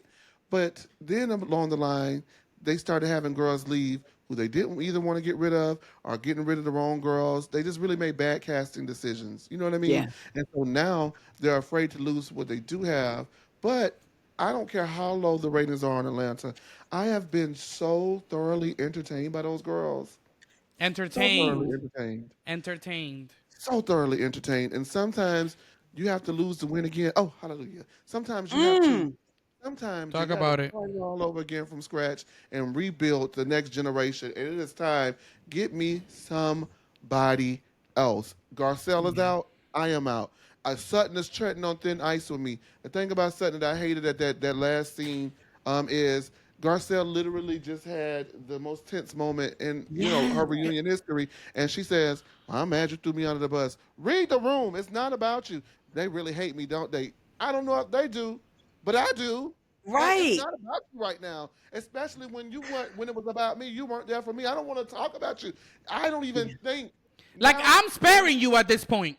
Now that I'm saying it out loud, I'm here with it, right? Because listen, follow me. I don't even think Sutton does it on purpose all the time. I think she's just self-absorbed and into herself. Because if the first thing you do when you sit next to your friend after you say nothing is say, "Oh, they're really going to give it to me next," that means that she was sitting there watching them give it to her, not thinking, "Let me save her behind." She was worried about her own. Thank God it's not me. Yeah. I want to jump in that TV so bad and say, "Move, Sutton. Garcelle, I got you." And no shade. The girls get mad at Dorit for her certain microaggressions and things and this and that, but Rightfully. That's rightfully. I'm sorry. No, rightfully. But you gotta like Ms. Diane said on the Real Housewives of Atlanta. You gotta watch the dog that brings the bone. Well, she was wrong about that, but she was wrong about that. But when you need to watch The Friend That Brings the Bone. You do need to watch it because look, when it comes to something. Yeah, I think we are seeing what needs to be a change of the guards, and I do think Bose is thinking it's going to be her because there was another interview she did, and they talked about Child about to come out again. They talked about being the queen of Beverly Hills or something, and she said basically maybe it's my time to come in and take over that. I said, well, but I'm not going for it. So, you know how I am. I'm very hard pressed to turn back the other way. Once you've done me wrong, maybe it's a wrap. Guess what? I don't see it for Taria since she wanted to get on down on that Sutton. Crystal. I don't see it for Crystal. Thank y'all so much for recording. Thank y'all for watching. Like, comment, subscribe. Let me tell you when I was done with Crystal. I was done. I think I know when. Well, we're gonna find. Well, let's see. As I was done with Crystal when Garcelle finally had that emotional moment at the table, and then all of the girls, "Oh, that's so great, Garcelle. Oh, we're so glad that you're so Now you're just opening up to us. That's real. That's great. When Garcelle had that tearful moment at dinner where she said, "You don't know my experience," and she told Kathy, Yeah. "If you don't see color, you don't see me." And I always feel like I'm on the outside because I'm not white. I'm a black girl in this experience. And then Crystal says, "Well, as a person of color, I don't feel like I'm on the outside."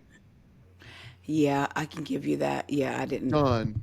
Because in the very next season, she goes on that diatribe about how she's on the outside, how if Kyle is not about her, and she doesn't have the same experiences. Blase Squad.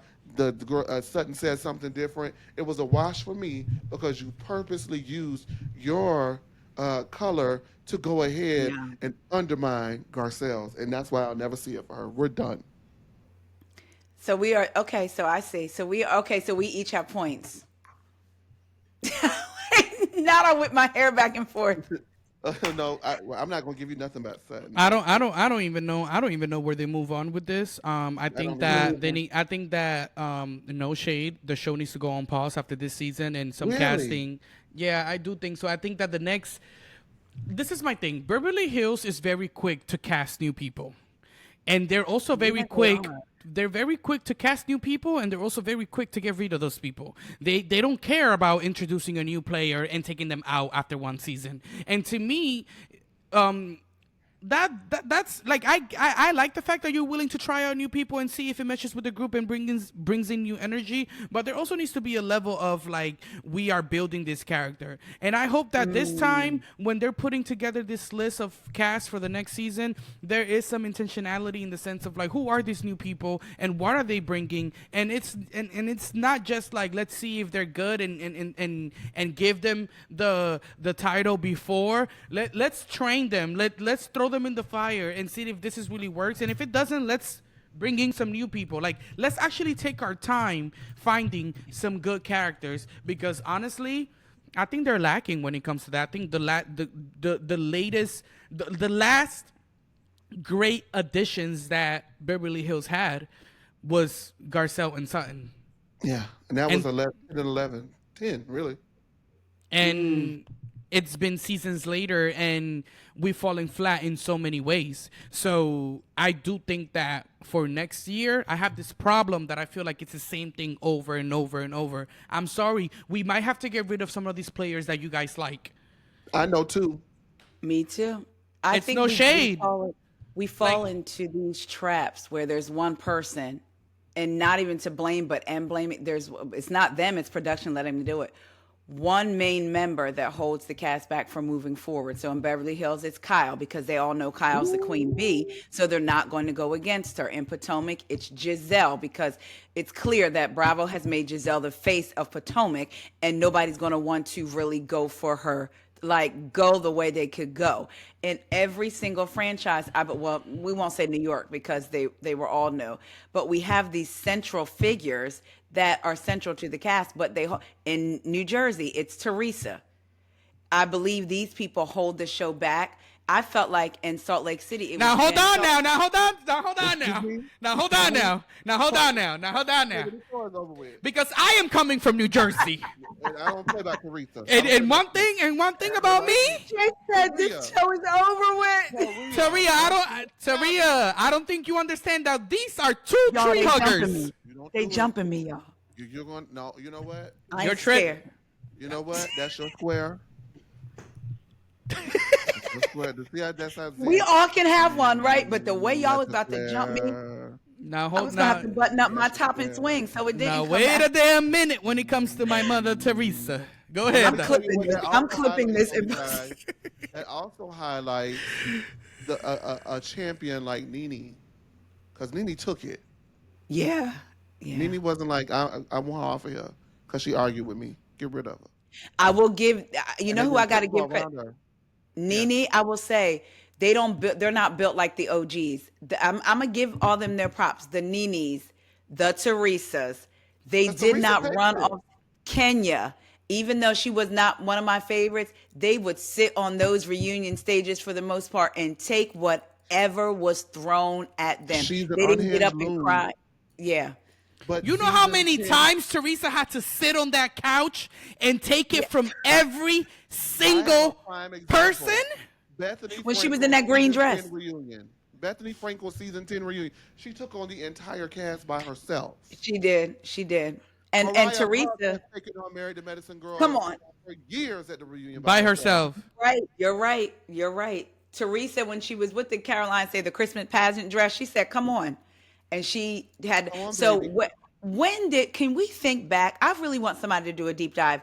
When did the runoffs start? Like, and it's become a thing almost to run off. You're pitching my next fan. episode. Yeah, like when did the runoff start? Because before, I always thought, honestly, you know how they would say if you didn't come to the reunion, you would automatically you were fired. Oh, what I else on the honestly, reunion?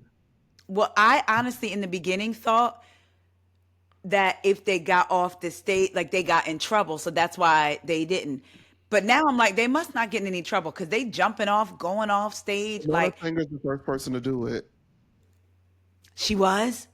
Ramona was the first. Ramona did it because she didn't want to sit next to Alex McCord when those new pictures of Alex leaked. And she was like, That's I'm not doing it. right. I'm not going to be associated with anyone who does that. And she got up and walked off. And he Chase. was like, what are Oh you my doing? gosh, that's Yeah. right. Ramona did it. Yeah, but yeah, Wow. I'm telling you, y'all better subscribe to No Chaser. Thank you. That's Please, so good. Please do But though. in the same, in no matter if you like the OGs, and even though people might say Kenya's not an OG, she's a vet at this point. So no matter whether you like the OGs or the vets, they were built different than these new housewives that we have coming in. And we They're- gotta somehow there was that fear after Lisa Vanderpump didn't show up to the reunion and she didn't come up the next season. It was this big thing. If you don't come to the reunion, you're fired. And I even and I believe that they even said it. You do not come to the reunion, you don't come back next season. Wellington, they fired Adrian Malouf at the reunion, at the season 3 reunion. Adrian Malouf's last act was not showing up to the Real Housewives reunion. That's So right. there was a real fear A real fear. of not showing up, and if I don't show up, they're gonna fire me. I think what made some of these cast members, reality stars, feel like I can get away with it was the fact that when Mary Cosby didn't show up to the reunion because she didn't want to, and she was over them ladies, Yeah, I feel you. her stardom was But she was unfairly punished, in my Yeah. opinion. But And targeted. she was, but remember, she chose not to go to that reunion because glad she did. and I'm glad she did, too. but Me her too. stardom, Yeah, absolutely. Her- They punished her, but it was unfair. her stardom was way too big, and they still brought her back. And I think that when some of the, you got to understand, these girls are watching each other's performances on each other's shows. Yeah, These girls are yeah. watching what the others are getting away with on each other's shows. So when they saw that Mary didn't go to the reunion but still was able to come back and still was able to retain her spot in this show, I think that's when these newer housewives started feeling like, I can walk out, I can do this, I can do that. When these newer housewives have a co-cast encouraging an alleged racist cast member to throw glasses at you and chase you out of event buildings and go on smear campaigns and Come on. unearth years and years of posts ridiculing, criticizing Black people in the Black Lives Matter movement, Come then maybe on. we can talk. But if that's not the case, then honey, you don't deserve to be there. It's a done daughter. Stick a fork in her, Wellington. She's done. She's done, honey. Can I ask y'all this last question before we go? Well, or when I'm not trying to wrap, but I just wanted to throw this in there. We're talking about OGs. We're talking about all this. Do you think, because we definitely know Housewives has taken a turn. Chase, you mentioned before, back in the day, they would fire you. You ain't working, they would fire you. Wellington, you brought up when they basically fired Adrienne Maloof on camera. She has done her final act. Do you think the reason that maybe Housewives isn't the way it is because Bravo now caters to the audience, kind of trying to reach the audience, especially in the wake of George Floyd, Black Lives Matter, them just dropping Black and women of color, into different casts. Do you think that the way they run Housewives has affected the Housewives shows that we're getting now? Absolutely. I think that they have well, it's performative because it's not rooted in integrity. They're just doing it to fill the quotas. They're doing it to appease the fans. And what they don't realize is a great friend group, a great casting, a great, the Housewives of Atlanta during the golden days, they weren't really friends, but they were a great group. Salt Lake City, they're Yeah. friends to a degree, but they're a great group. We watched Salt Lake City, and it wasn't that we wanted Mary back because she was black. Okay, we wanted Mary back because she was Mary. However, we didn't like what happened to her because that was because she was black. Okay, Right. there's two Yes. separate, Yes. and it's like it's not hard to navigate. It's not hard to turn the blinkers on, but when you don't have people in those boardrooms to speak up and advocate and make it make sense, then it doesn't make sense. Right. Yeah. Yeah. And to further Chase's point, I think that there needs to be when you're putting in black people into these casts, specifically the ones that are predominantly white, there needs to be a certain level of realistic integration of this cast member. You cannot throw in a black person to a group of 8 white ladies with like the way Garcelle was introduced to this cast to me did not work. Garcelle should have came in with a friend. Garcelle should have She came in under Lisa Rinna, but no, but I meant like one of her Hollywood friends. friends. You know, one of her friends. Like and even when with her. and even when they gave it to Cherie, they didn't like the wrong friend because Cherie didn't even do. I was highly disappointed as a person. Highly, highly, Cherie from Hollywood Exes we got. highly disappointed. Come- Highly say that, say disappointed. that. Who is this? So and to be completely honest, when they added Cherie to the show, I thought this is the chance Yes. for two black girls to take over this show and reinvent it, and they let that opportunity go. Anyways, yeah, I think that the casting decisions and the way that they go about it definitely makes a difference in the way that these shows play out, because sometimes the casting is just not supportive of each other in the aspect that it is. Like sometimes you do need a friend, you do need some type of backup, you do need some type of relationship there, and when there isn't, it's how do you shoot a friend group with no friends? With no friends. I think there was a picture from St. Lucia that they're all standing in steps and no one is hugging, and to me that was very telling. Like everybody's just like and I'm just like, is this a cast photo? Yeah. Yes. Sorry, that was my alarm. Yes. It's so weird. It's so weird. That I saw that photo too. Well, so do y'all think that the way they're casting is due to this? Should I say new era of fandom, or with the way I the think fans they've realized. I think they've realized that in the inception of Housewives, there's been some mistakes in the way that they've casted, especially when they, created this entire situation only casting white women. I think that they wanted to repair that history, but with the eagerness of repairing it so fast that you're not doing the work. Listen. Thank you. Yeah. Because it's not that we are demanding representation. We deserve representation. Everyone deserves representation. I mean, yes, while it is, realistic to believe that these 6 or 7 white women are friends in Beverly Hills, because that is true. There are also black women in Beverly Hills and people of color, all sorts of colors, shapes, and sizes in Beverly Hills and in other cities. So yes, I understand, that the one hand of it, and it is important to see us as well. It's just important for us to be seen and treated equally, and it done right. It just has not been done right. It's just been done. Like the Real Housewives of Atlanta, Kim Zolciak is not ideally what you would think of when you think of a group of African American or black women or whatever, and then voila, Kim Zolciak. However, Kim fit in with that group. She did. Yeah, She did. yes. I'm Because sorry. she I was look. really friends with. She knew Nene and all them.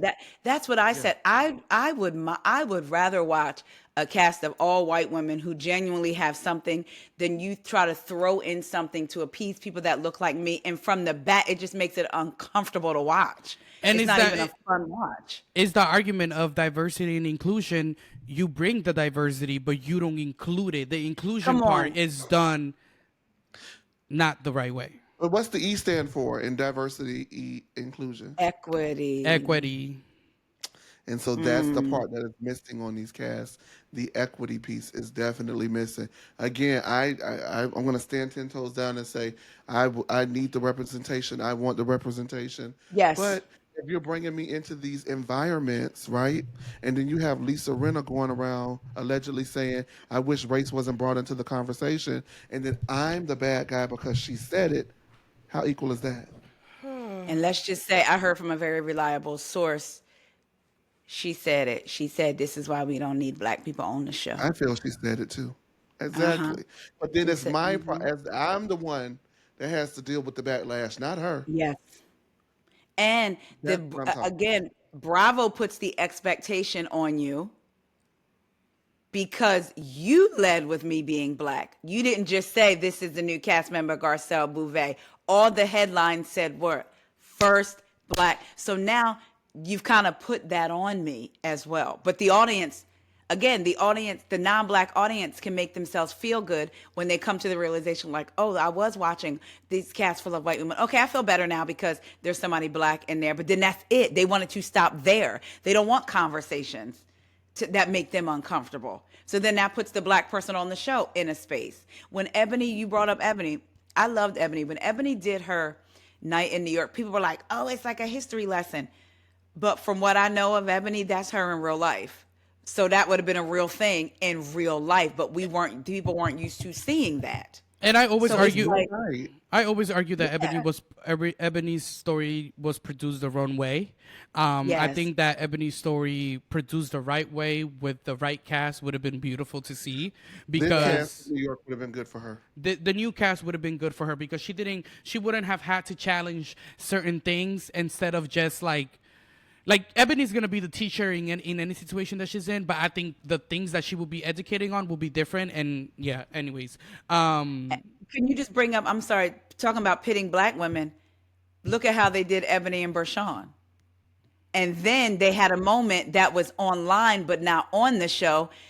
Ebony was doing her hair, either Ebony was doing her hair or Bershawn was doing her hair, and Ebony knocked on the door and they were joking like, girl, how they gonna bring two black girls to the Salem witch trial? They're laughing and joking. They didn't show that in the show. They left it as an online clip. So it's like, do you understand what you were what you created?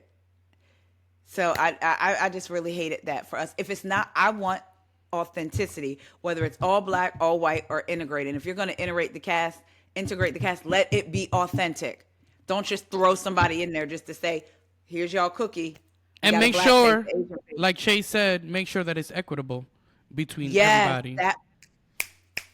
That's really the key. Well,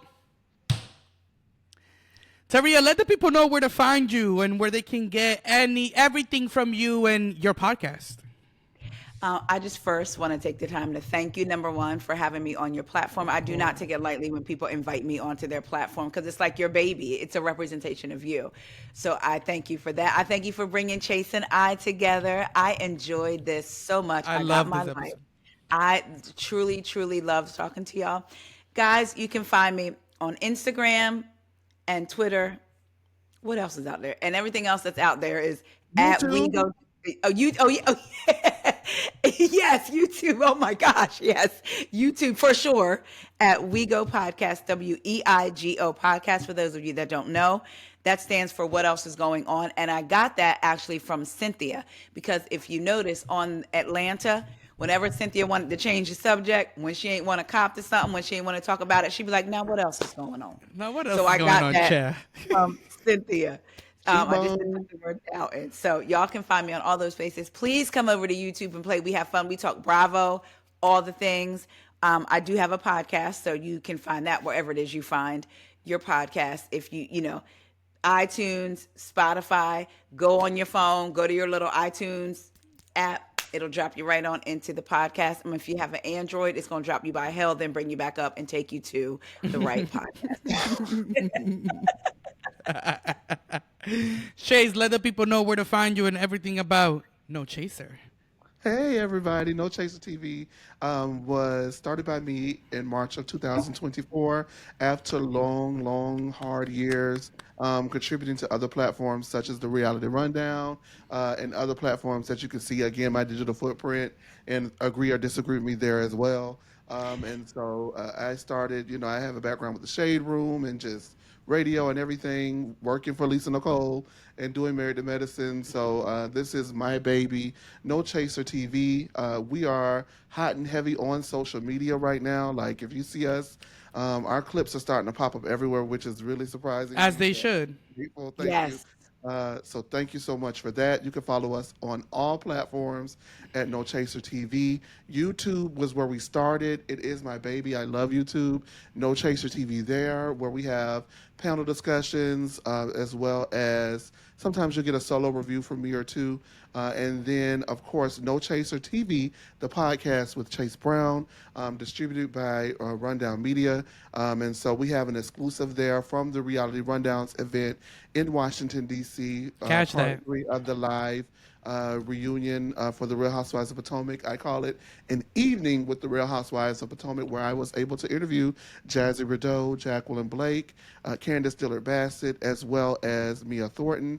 And then I have a special edition in that episode of my street series where I go out and do street interviews with the people. The people said, where I ask them what... I love that series. Karen Hugers, thank you so much. Karen Hugers, sentencing, and Echo Does Radio is on that as well. I love that. Producer Ricky B and someone who's been featured on this platform, Kay. So go ahead and support us, and most important, especially and importantly, I want to thank again. I always say it, but Wellington for creating space as Thank well you. as bringing and being the space to bring me and Taria together, because I'm just so excited to have had this talk and discussion with two people who I hold in high regard in the platform and in the field. Thank you so much. I just want to say that this new season of the podcast, I've been dedicated to bringing in new voices to help me take on these recaps when it comes to the Housewives, because I don't just want to come on here and tell you what you just watched. I want to make sure that when I'm giving you this analysis, we're bringing actual perspective. And I think that when it comes to the reason why I invite the people that I invite is because every time I see your takes, every time I hear your clips, every time I see your content, you're providing a different perspective that is not out there. And you're not just letting it be about what we're seeing on the show. You're also giving an opinion, like I said, with a works cited and with purpose. So I appreciate your takes. Thank you so much for joining me. That is a wrap on today's episode of Reality Right After. Thanks for tuning in and breaking down RHOBH Reunion Part 1 with me. Be sure to subscribe to our podcast so you never miss an episode. See y'all next time for another dose of Reality Right After.